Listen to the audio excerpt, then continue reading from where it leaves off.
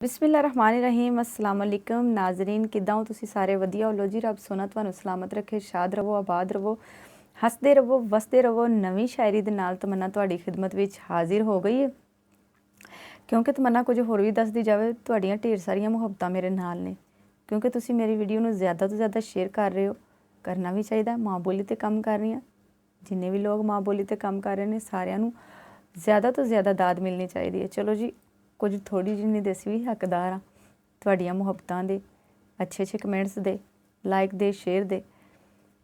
ते अज एक साडी नवीं गज़ल है पंजाबी दी के रोक नैना दे तीर ज़ालिम रोक नैना दे तीर ज़ालिम करदे पैने अखीर ज़ालिम रोक नैना दे तीर ज़ालिम करदे पैने अखीर ज़ालिम तेरा एवें तकना मैनू तेरा एवें तकना मैनू जांदा ए कलेजा चीर ज़ालिम अखियां दे विच वस गई है अखियां दे विच वस गई है तेरी एक तस्वीर ज़ालिम रात दिने मैथों सजना रात दिने मैथों सजना सह नहीं हुंदी पीड़ ज़ालिम रांझे वांगू वंजली फड़ के रांझे वांगू वंजली फड़ के मोह लईए तो हीर ज़ालिम